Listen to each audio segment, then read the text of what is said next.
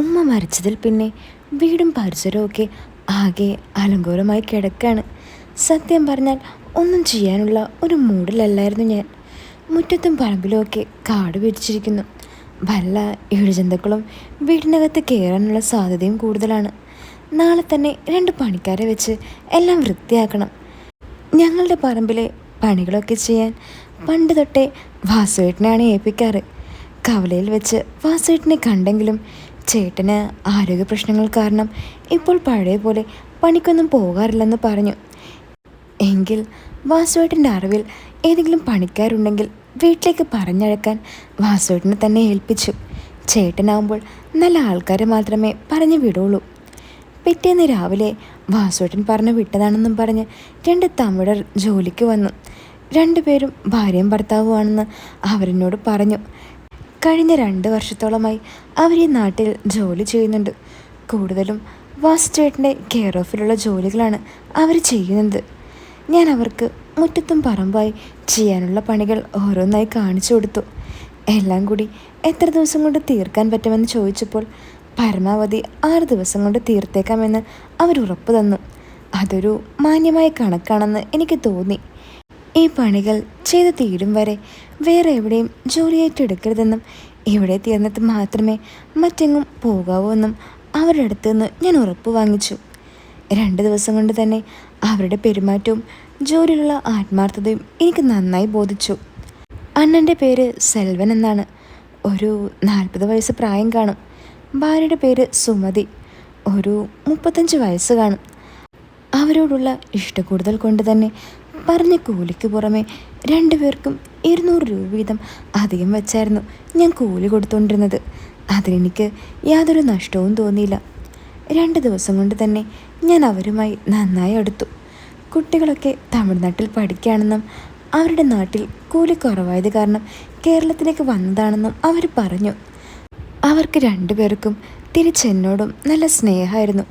പൊതുവെ ജോലിക്ക് വിളിക്കുന്നവരാരും അവരോട് മാന്യമായി പെരുമാറാറില്ലെന്ന് അവർ സങ്കടത്തോടെ പറഞ്ഞു.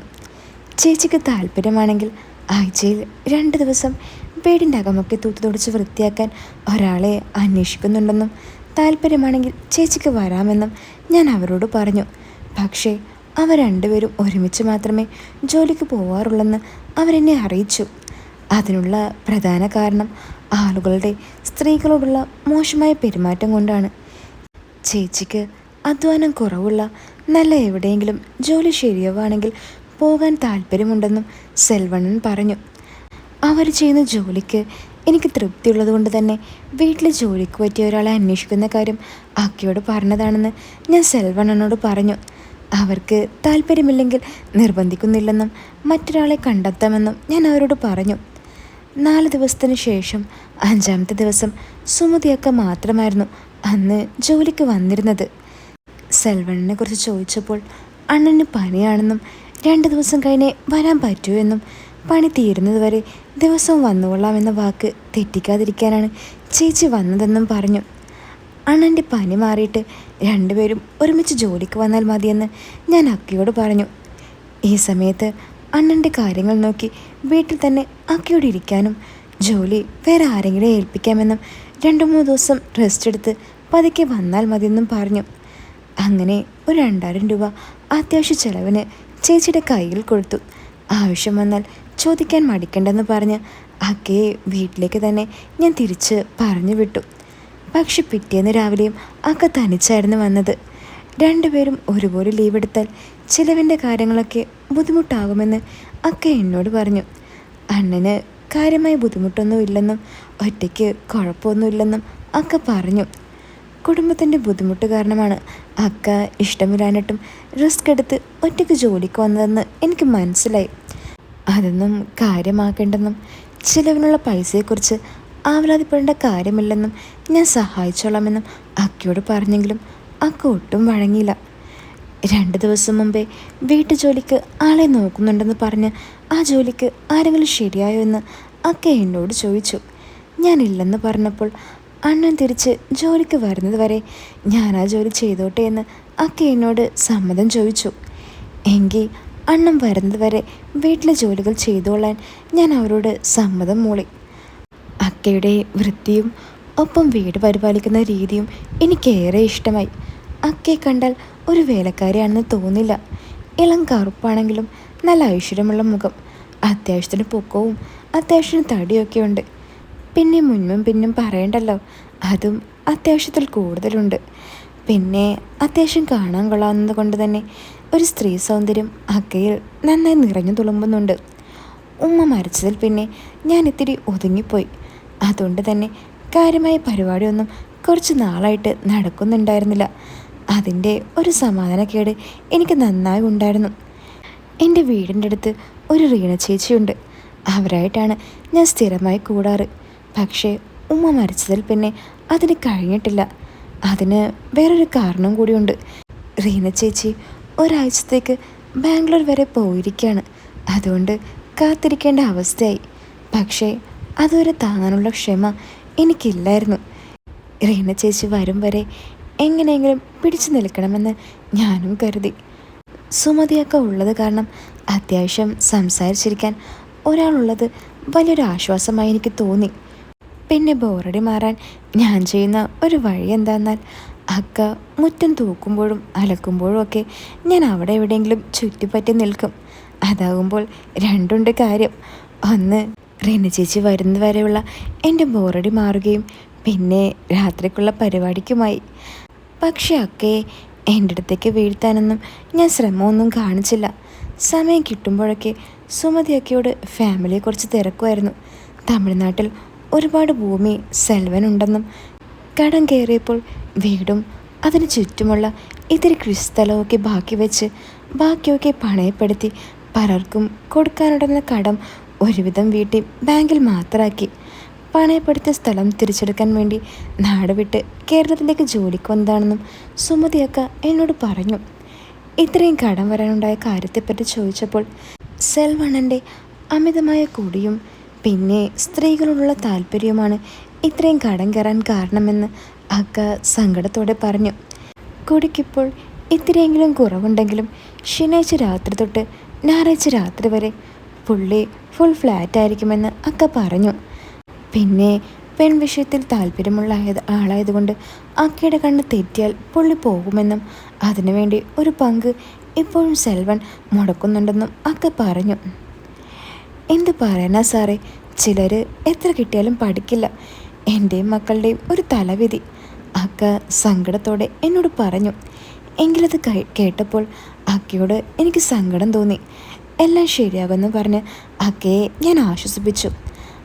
അണ്ണൻ പക്ഷേ അങ്ങനെ പോകാനുള്ള കാരണം എന്താണെന്ന് എനിക്കറിയണമെന്നുണ്ടായിരുന്നു. അക്കയോടുള്ള ദാമ്പത്യ ജീവിതത്തിൽ എന്തെങ്കിലും സംഭവിക്കുന്നുണ്ടോ എന്ന് ചോദിക്കണമെന്നുണ്ടെങ്കിലും അക്കയെ വിഷമിക്കേണ്ടെന്നോർത്ത് ഞാൻ മനഃപൂർവ്വം അത് ചോദിച്ചില്ല. എൻ്റെ ഒരു കാഴ്ചപ്പാടിൽ അക്ക സുന്ദരിയാണ്. ഒരിഷ്ടക്കേട് തോന്നുന്ന യാതൊരു കാര്യവുമില്ല. അക്ക ഇളം കറുപ്പാണെങ്കിലും ഐശ്വര്യമുള്ള മുഖവും പിന്നെ എല്ലാം കൊണ്ടും ഒരാൾക്ക് അക്കയെ ഇഷ്ടപ്പെടുകയും ചെയ്യും. ഇനി ചിലപ്പോൾ അക്കയുടെ പെർഫോമൻസ് അത്ര പോരാത്തത് കൊണ്ടാണോ? എന്തായാലും സൂത്രത്തിൽ കാരണം എന്താണെന്ന് തിരക്കൂട്ടാതെ അക്കയിൽ നിന്ന് തന്നെ മനസ്സിലാക്കിയെടുക്കണമെന്ന് ഞാൻ കരുതി. വ്യക്തിപരമായ കാര്യങ്ങളെക്കുറിച്ച് കൂടുതൽ ചോദിക്കുന്നത് ഇഷ്ടക്കേടുണ്ടാക്കുമെന്ന് കരുതി ഞാൻ കൂടുതലൊന്നും ചോദിക്കാൻ നിന്നില്ല. പനി കൂടിയത് കാരണം സെൽവണ്ണൻ ഒരാഴ്ചയോളം ജോലിക്ക് വന്നതേയില്ല. അന്നു മുതൽ അക്ക വീട്ടിലെ ജോലികൾ ചെയ്യാൻ വരാറുണ്ടായിരുന്നു. കാര്യമായി ചെയ്യാനുള്ള പണികളൊന്നുമില്ലെങ്കിലും ഇപ്പോഴത്തെ അവരുടെ അവസ്ഥ മനസ്സിലാക്കി ഞാൻ അവർ വരുന്നത് വിലക്കിയില്ല. സെൽവണ്ണന് പനിയാണെങ്കിലും കുടിക്കുന്ന കാര്യത്തിൽ കുറവൊന്നുമില്ലെന്നും അക്ക പറഞ്ഞ് എനിക്ക് മനസ്സിലായി. അതിൻ്റെ പിറ്റേ ദിവസം അക്ക ജോലിക്ക് വന്നപ്പോൾ അക്കയുടെ മുഖത്ത് ഒരു തല്ലുകൊണ്ട പാട് കണ്ടു. ഞാൻ കാര്യം അന്വേഷിച്ചപ്പോൾ അക്ക ഒന്നും തുറന്നു പറയാൻ കൂട്ടാക്കിയില്ല. ഒത്തിരി നിർബന്ധിച്ചപ്പോഴാണ് അക്ക എന്നോട് ഇത്തിരിയെങ്കിലും പറഞ്ഞു തുടങ്ങിയത്. സെൽവണ്ണന് ഒരുപാട് സ്ത്രീകളുമായി ബന്ധമുണ്ട്. അതുകൊണ്ട് തന്നെ പുറത്ത് കാണുന്ന സ്ത്രീകളോട് അണ്ണന് കൂടുതൽ താല്പര്യമുണ്ട്. കൂടെ താമസിക്കുന്ന അക്കയോട് അണ്ണന് ഒട്ടും താല്പര്യമില്ല. ഇതിനെ ചൊല്ലി അവിടെ എന്നും വഴക്കാണ്. അക്കയ്ക്ക് കിട്ടേണ്ട സ്നേഹവും മറ്റൊന്നും അയാൾ അക്കയ്ക്ക് നൽകുന്നില്ല. കയ്യിലുള്ള പണം ചെലവാക്കി അയാൾ പലരുടെയും പുറകെ പോകുന്നു. ഇന്നലെ രാത്രി കുടിച്ചുകൊണ്ട് വന്ന് അവർ താമസിക്കുന്ന സ്ഥലത്തിന് അടുത്തുള്ള കോളനിയിൽ പലരുടെയും കൂടെ പണത്തിന് വേണ്ടി പോകുന്ന ഒരു പെണ്ണുണ്ട്. അവളെ വിളിച്ചുകൊണ്ട് വീട്ടിലേക്ക് വന്നിരിക്കുന്നു. ഇന്നലെ രാത്രി മുഴുവൻ അവളോടൊപ്പമായിരുന്നു. അതിനെതിരെ പ്രതികരിച്ചതിന് അണ്ണൻ കൊടുത്ത ശിക്ഷയാണ് ഇന്ന് അക്കയുടെ മുഖത്ത് കാണുന്ന പാട്. പറഞ്ഞ് തീർന്നപ്പോഴേക്കും അക്ക കരഞ്ഞു തുടങ്ങിയിരുന്നു. ഒന്നും ചോദിക്കേണ്ടതില്ലെന്ന് പിന്നീട് എനിക്ക് തോന്നിപ്പോയി. ഞാൻ കാരണം അക്ക വീണ്ടും അതോർത്ത് കരയാൻ തുടങ്ങിയല്ലോ എന്നോർത്തപ്പോൾ എനിക്ക് നല്ല കുറ്റബോധം തോന്നി. അക്കയെ സമാധാനിപ്പിക്കാൻ എനിക്ക് എന്ത് ചെയ്യണമെന്ന് ഒരെത്തും പിടിയും കിട്ടിയില്ല. സമാധാനിപ്പിക്കാൻ വാക്കുകൾ കിട്ടാതെ ഞാൻ അക്കയുടെ മുന്നിൽ കുറ്റബോധത്തോടെ നിന്നു. ഇത്തിരി കഴിഞ്ഞാൽ എല്ലാം ശരിയാകുമെന്ന് കരുതി ഞാൻ പുറത്തുപോയി വരാമെന്നും പറഞ്ഞ് മനഃപൂർവ്വം അക്കയുടെ അടുത്തുനിന്ന് മാറി നിന്നു. ഞാൻ പുറത്തുപോയി 1 മണിക്കൂർ കഴിഞ്ഞ് വന്നു നോക്കിയപ്പോഴേക്കും അക്ക അടുക്കളയിൽ കലങ്ങിയ കണ്ണുമായി അതേ ഇരിപ്പായിരുന്നു. ഞാൻ അക്കയുടെ അടുത്ത് ചെന്ന് ഇനിയും സങ്കടം മാറിയില്ല എന്ന് ചോദിച്ചുകൊണ്ട് അക്കയുടെ കയ്യിൽ പിടിച്ച് പറഞ്ഞു, എഴുന്നേറ്റ് വന്നേ, എന്തൊരു ഇരിപ്പായത്, എത്ര നേരമായി ഇങ്ങനെ ഇരിക്കുന്നു, വന്നേ, ഇനിയൊരു ജോലിയൊന്നും ചെയ്യണ്ട, നമുക്ക് ഒരുമിച്ചിരുന്ന് ഭക്ഷണമൊക്കെ കഴിച്ച് ഒരു സിനിമയൊക്കെ കണ്ട് ഈ സങ്കടമൊക്കെ ഒന്ന് മാറ്റിയെടുക്കാം. ഞാൻ അക്കയുടെ കയ്യിൽ പിടിച്ച് എഴുന്നേൽപ്പിക്കാൻ ശ്രമിച്ചു. ഒത്തിരി നിർബന്ധിച്ചപ്പോൾ അക്ക എൻ്റെ കയ്യിൽ പിടിച്ച് എഴുന്നേറ്റു. ഇന്നലെ സെൽവൻ്റെ കയ്യിൽ നിന്ന് കിട്ടിയ അടിയുടെ പാടും കരഞ്ഞു കലങ്ങിയ കണ്ണുകളും എല്ലാം കൂടി ചേർത്ത് അക്കയുടെ മുഖം ആകെ വാടി ക്ഷീണിച്ചിരുന്നു. ചെല്ല്, പോയി മുഖമൊക്കെ ഒന്ന് കഴുകി വാ, മുഖത്തെ ഈ ക്ഷീണമൊക്കെ ഒന്ന് മാറട്ടെ. ഞാൻ അക്കയെ വാഷ് ബേസിൻ്റെ അടുത്തേക്ക് തള്ളിപ്പറഞ്ഞു വിട്ടു. അക്ക മുഖം കഴുകി തുടച്ചുകൊണ്ട് എനിക്കെതിരെ നിന്നു. അക്കയുടെ കണ്ണിൽ നിന്നും അപ്പോഴും കണ്ണുനീർ വരുന്നുണ്ടായിരുന്നു. ഏയ്, എന്താ ഇത്, എനിക്കരുതെന്ന് പറഞ്ഞത് കേട്ടില്ലേ? ഞാൻ അക്കയുടെ അടുത്തേക്ക് ചെന്ന് കണ്ണുനീർ തുടച്ചു കൊടുത്തു. ഒരു ജോലിക്കാരി എന്നതിലപ്പുറം എനിക്ക് അക്കയുടെ അവസ്ഥ ഓർത്തപ്പോൾ ഏറെ വിഷമം തോന്നി.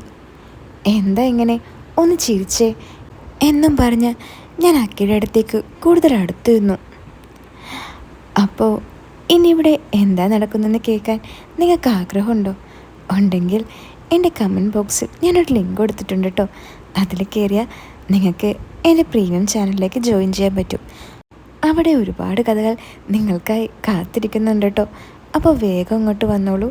അപ്പോൾ വീഡിയോ ഇഷ്ടപ്പെട്ടാൽ വീഡിയോ ലൈക്ക് ചെയ്യാനും ചാനൽ സബ്സ്ക്രൈബ് ചെയ്യാനും മറക്കല്ലേ. അപ്പോൾ പുതിയൊരു കഥയായിട്ട് നമുക്ക് വീണ്ടും കാണാം.